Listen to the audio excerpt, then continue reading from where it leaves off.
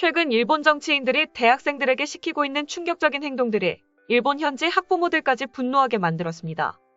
자녀들의 교육 환경에까지 검은 손이 닿자 학부모들이 우려하고 있는 것입니다. 일본 현지를 초유의 사태로 끌고 간 예, 어떤 일인지 살펴보겠습니다.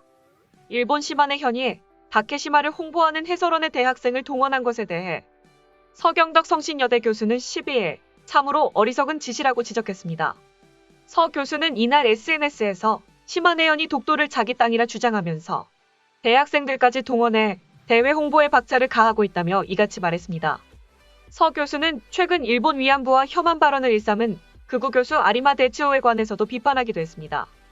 아리마 데츠오 교수는 위안부는 모두 합의 계약을 했다는 발언과 자신을 향한 비판 여론에 대해서는 한국에서 자신을 탄압하고 있다며 분노의 글을 작성한 바 있습니다.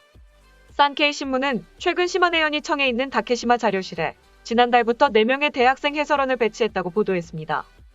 문부과학성의 학습지도 요령에 따라 학교에서 집중적인 교육을 하고 독도가 일본 영토라는 인식을 젊은 세대의 시각으로 홍보할 목적에서 해설원을 뒀다고 산케이는 풀이했습니다.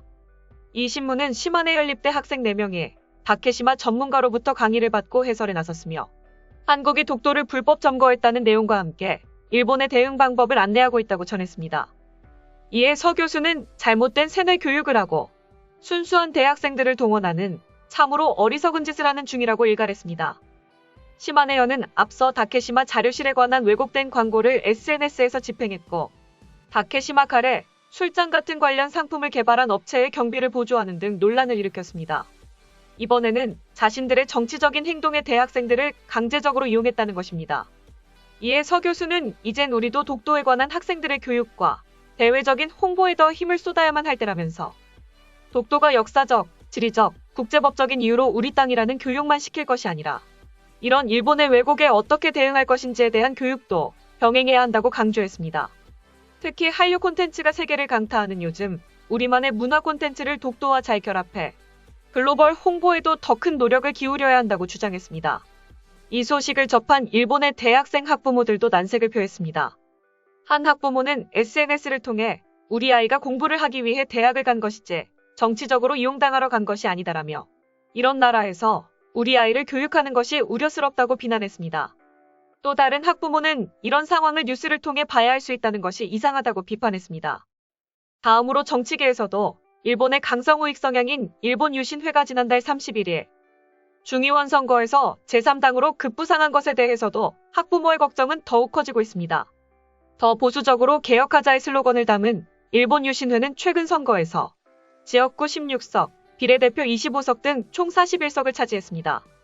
이는 종전 11석 대비 4배 가까이 급증한 것으로 집권당인 자민당, 제1야당인 입헌민주당에 이어 세 번째로 많은 의석입니다.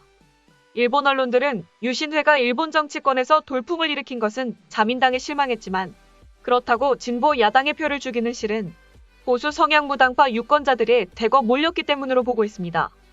그들이 내세운 슬로건과 같이 일본 유신회 또한 일본 집권당인 자민당, 그 이상의 강한 극우 성향을 띠고 있습니다.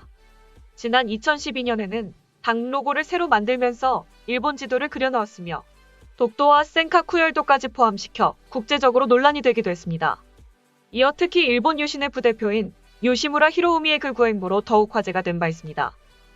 그중 대표적인 행보로는 야스쿠니 신사 참배를 비롯해 지난 2018년 위안부 소녀상을 세운 미국 샌프란시스코와 도시간 자매 결연을 끄는 사건 등이 있습니다.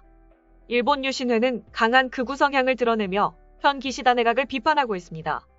먼저 경제정책으로 신자본주의를 주장하는 자민당과는 달리 유신회는 자민당은 개혁할 마인드가 없다라며 기업 규제 완화와 노동성, 유연성을 강조하고 있습니다.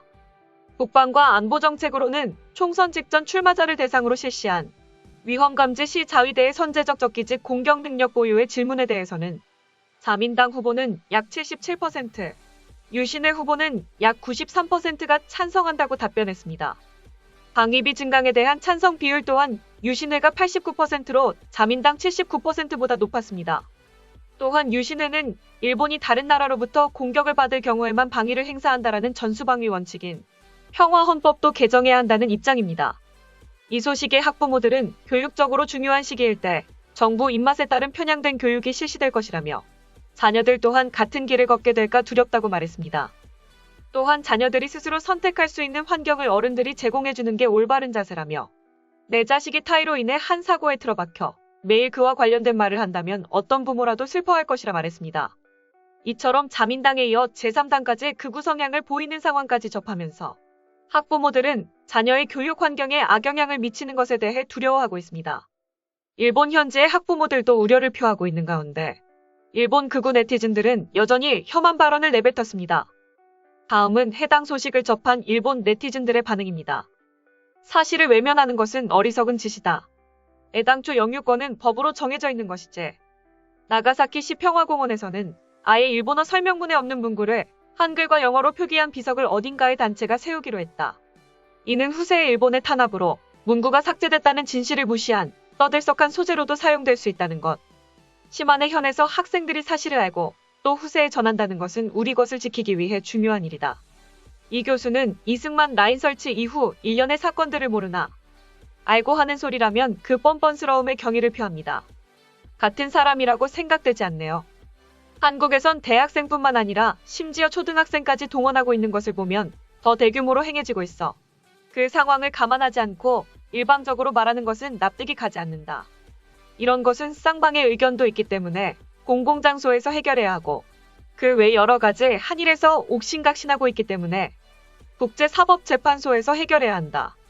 순수하지 못한 아줌마를 동원해서 교육하고 위안부 조작해놓고 흔히들 말하지. 그만큼 죽도가 맘에 안 들면 일본이 말하는 것처럼 ICJ에 고소하면 되잖아. 아니면 ICJ에 호소할 자신이 없음을 스스로 인식하고 있는 것일까? 왜냐하면 일본 영토니까요.